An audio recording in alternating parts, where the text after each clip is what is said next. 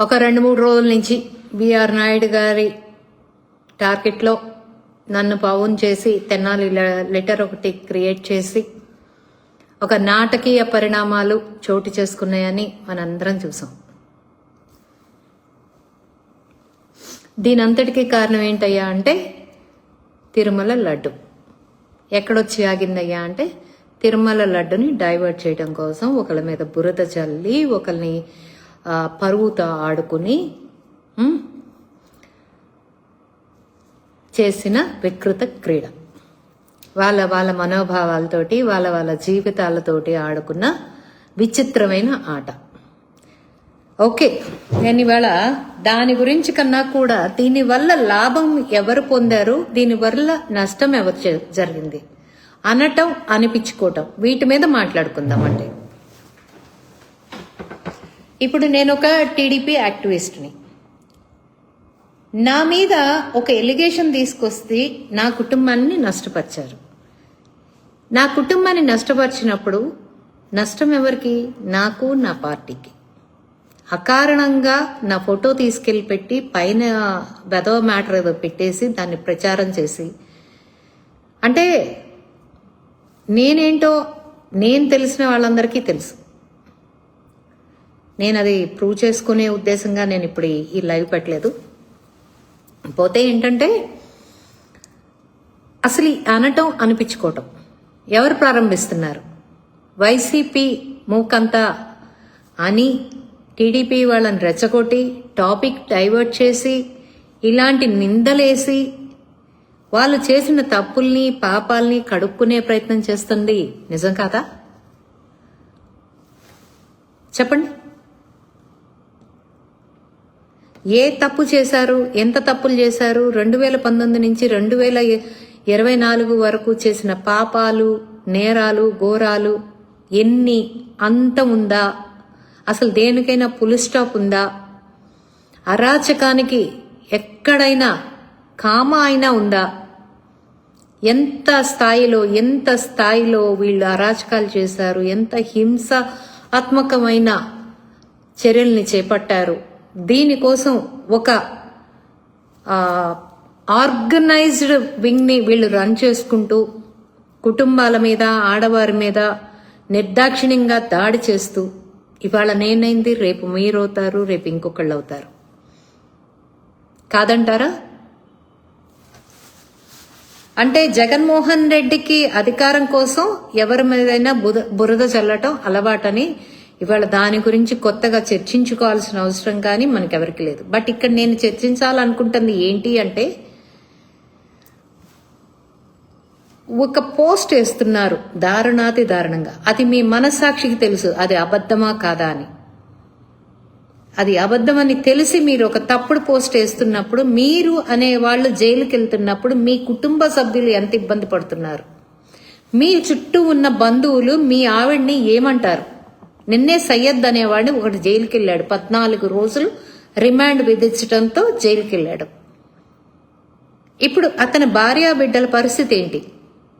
జగన్మోహన్ రెడ్డి వస్తాడా? చూస్తాడా? కనీసం బెయిల్ కూడా ఇప్పించడు, కోర్టు ఖర్చులు కూడా భరించడు. అతనేమి నారా లోకేష్ కాదు. అధికారంలో లేకపోయినా కూడా కార్యకర్తను వదలకుండా పట్టుకుని ఉండటానికి అతను జగన్మోహన్ రెడ్డి. తన స్వార్థానికి ఎదుట మనిషిని వాడుకొని వదిలేయటం ఏంటి అనేది చెల్లిని, తల్లిని చూసాం. బైబిల్ పట్టుకునే తల్లి ప్రజల్లోకి వచ్చి ఓట్ బ్యాంకును కాపాడి ఆయన్ని సీఎం చేస్తే ఎక్స్-సీఎంగా ఇప్పుడు ఉన్నాడు అనుకోండి. చెల్లెలేమో పాదయాత్రలు చేసి పాపం అన్నకి సానుభూతిని తీసుకొచ్చింది. మా అన్న లాంటాడు, మా అన్నయ్య లాంటాడు, మా రాజశేఖర్ రెడ్డి కొడుకు అట్లా, రాజశేఖర్ రెడ్డి కూతుర్ని నేను చెబుతున్నాను వినండి అంట నెత్తి నోరు బాదుకుని ఒక పైశాచిక మనస్తత్వం ఉన్న వ్యక్తిని సీఎం చేసింది. పాపం ఆ రోజున తెలీదు ఆ ఆడకూతురికి. అన్నయ్యగా తోడబుట్టిన వాళ్ళని ఎవరు ఇప్పుడు అన్న మనస్తత్వం క్రూరంగా ఉందని చెల్లెల మనస్తత్వం క్రూరంగా ఉండదుగా, సహాయం చేసింది. సహాయం చేయించుకుని చేతులు తులుపుకున్న వ్యక్తి ఎవరయ్యా అంటే జగన్మోహన్ రెడ్డి. ఇప్పుడు ఇతని కోసం సహాయం చేసే ఈ సోషల్ మీడియా గ్యాంగ్ ఎవరైతే ఉన్నారో వాళ్ళ కోసం నేను ఈ లైవ్ పెట్టానండి. ఇది వాస్తవం. ఎందుకు పెట్టానంటే నేను అక్కడ ఒక సిఐ గారి డ్రైవర్ నాతో మాట్లాడుతూ, అక్క జీప్ డ్రైవర్ అండి, ఇది ఇంతకుముందు నాకు డ్రైవర్గా చేశాడు, అతను చెప్పాడు, వీళ్ళు చేసే దౌర్భాగ్యాలు, పాపం వాళ్ళ పెళ్ళాం పిల్లలు ఇబ్బంది పడుతున్నారు, నాకేం తెలియదయ్యా ఇదంతా, ఇట్లా చేస్తాడని నాకు తెలియదు, ఇట్లా చేస్తాడని తెలిస్తే నేను చేయనిచ్చేదాన్ని కాదు అని మొత్తుకుంటుంది. ఇవాళ మా బతుకు మా జీవితాలు రోడ్డు మీదకి వచ్చేసినాయి అని చెప్తుంది. మీరు చేస్తున్న తప్పు మీతో పోదు, మీ భార్య పిల్లలకి వాళ్ళ బంధువులకి. ఇప్పుడు మీ భార్య ఇంటికెళ్ళి మీ అమ్మా నాన్నకి ఏం చెప్తుంది అంటే తన అత్తమామకి ఏం చెప్తుంది? ఒక ఆడకూతురు మీద పెట్టరాని మాటలు పెట్టాడు మీ అబ్బాయి, ఒక పర్సనల్ ఫోటో తీసుకొచ్చి పెట్టి అబ్యూస్ చేస్తున్నాడు, అందుకని జైలుకి వెళ్ళాడని చెప్తుందా? చెప్పండి.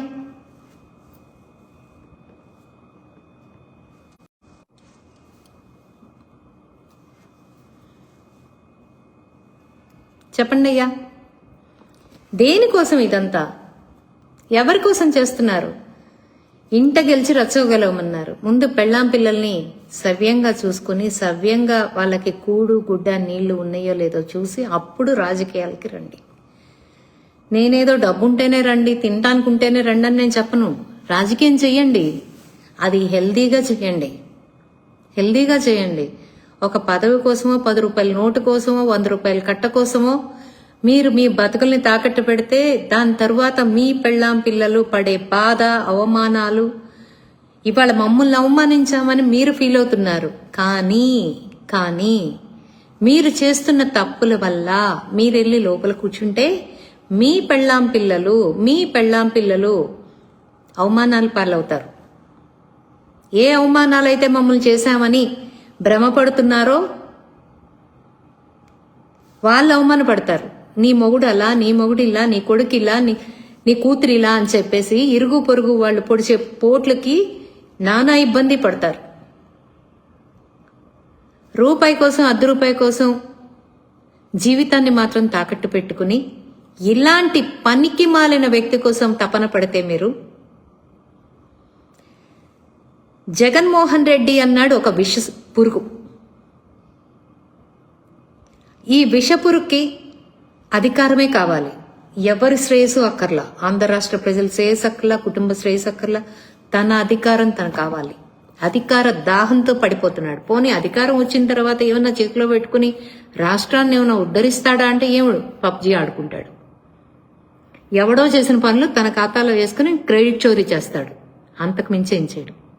ఈ మాట అంటే మళ్ళీ వచ్చేస్తారు ఎల్ఎం అంట.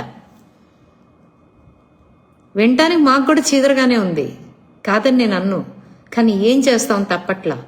భావి భారత పౌరుల కోసం, రేపటి తరం భవిష్యత్తు కోసం మా జీవితాల్ని సమతలుగా నిలబెడుతున్నాం అనుకుంటున్నాం. తప్పట్లేదు. ఎందుకంటే జగన్మోహన్ రెడ్డి లాంటి వాడు మళ్ళీ వచ్చాడు అంటే ఇంకా అంతే. అభిమానం ఉండొచ్చు, మీ నాయకుడు అంటే అభిమానం ఉండొచ్చు, కానీ ఒక సామెత ఉంది, తమ్ముడు తనాడైనా ధర్మం మాట్లాడమనుంది. తమ్ముడు తన్నాడైనా ధర్మం మాట్లాడమనుంది. మీ నాయకుడి మీద మీ అభిమానం ఉన్నా, మీ నాయకుడు చేసిన తప్పును సమర్థిస్తే మీతో పాటు ఆంధ్ర రాష్ట్రం కూడా నాశనం అయిపోతుంది. ఎందుకు ఇదంతా?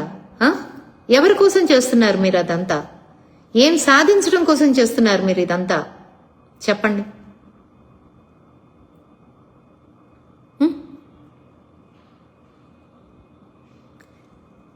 ఏదైనా సాధించాలి అంటే ఒక ఉద్యోగం సాధించుకోండి, చదువుకోవాల్సిన వయసులో చదువుకోండి, తల్లి తండ్రికి ఆసరాగా ఉండాల్సిన వయసులో ఆసరాగా ఉండండి.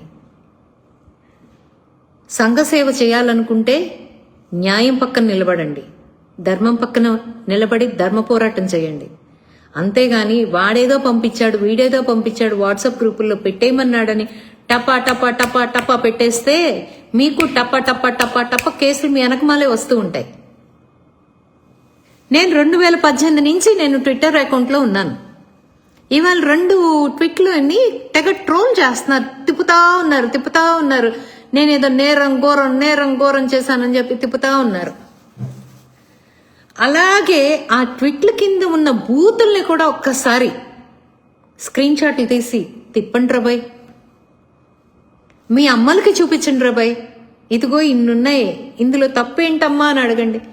ఒక్కళ్ళన్నా, ఒక్క కొడుకు తల్లన్నా బాగుందిరా శబాష్ రాని భుజం తట్టుద్దేమో అప్పుడు వచ్చి ట్వీట్లు పోస్టులు వేయండి.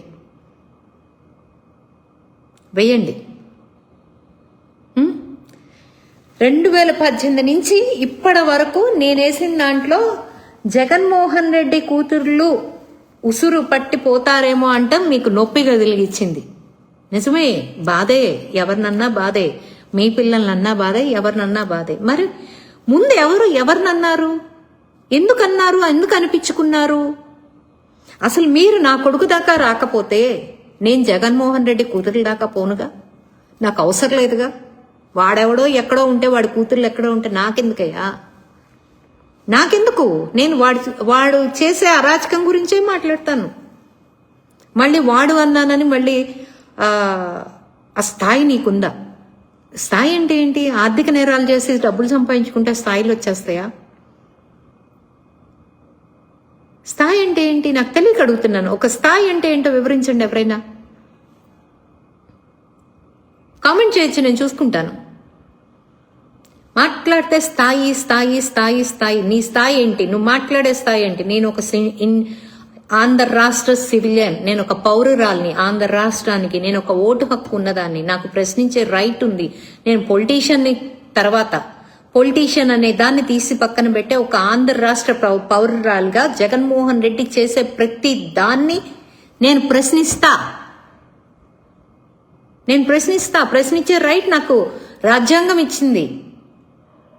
ప్రశ్నించిన వాళ్ళందరినీ మీరు ఎల్లెలను చేసేసి, ప్రశ్నించిన వాళ్ళ ఎల్లెమ్మలను చేసేసి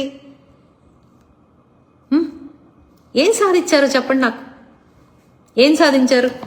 ఇప్పుడు నిన్న ఇష్యూనే తీసుకుందాం అబ్బా.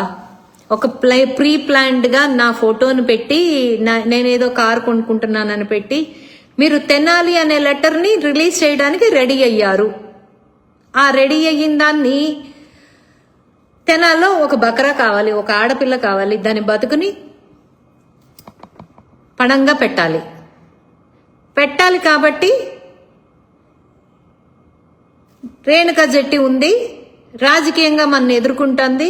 రేణుకా జెట్టికి మనం సమాధానం చెప్పలేకపోతున్నాము. ఎల్లన్నా ఇంకోటన్నా భరిస్తూ భారంగా అయినా సరే భరిస్తూ ఓర్చుకుంటూ ఇంకా కూడా మన పైన పోరాటం చేస్తూనే ఉంది. సోషల్ మీడియాలో నిలకడగా ఉంటూనే ఉంది. సో రేణుకా జెట్టి ఫోటో తీసుకొచ్చి పెట్టేస్తే కుటుంబ సభ్యులన్నా ఆవిడని ఆపుతారు అనే ఒకే కారణంతో నా కార్ ఫోటో నేను ఎప్పుడో నా సంతోషాన్ని నలుగురికి పంచుకునే ఫోటో తీసుకొచ్చి ట్విట్టర్లో తీసుకొచ్చి మీరు తీసుకొచ్చి పెట్టి పైన ఒక కథ అల్లారు. మీరు వదిలిన వీడియోలు, మీరు వదిలిన ఫోటోలు ఫేక్ అనేది అందరికీ అర్థమైపోయింది. డీప్ ఫేక్ వీడియోస్ అవి అర్థమైపోయింది. ఇకపోతే లెటర్ని పెట్టి వాటికి జీవం పోయాలని చూశారు. ఏదో లెటర్ అంట. ఆ లెటర్ ఎవరో ఇందుమతి గారు అనే ఆవిడ రచించారంట. ఇందుమతి గారు అనే ఆవిడ రచించినప్పుడు బొల్లినేని బిఆర్ నాయుడు గారికి దగ్గర వారైన బిఆర్ నాయుడు గారికి చెందిన ఒక వ్యక్తి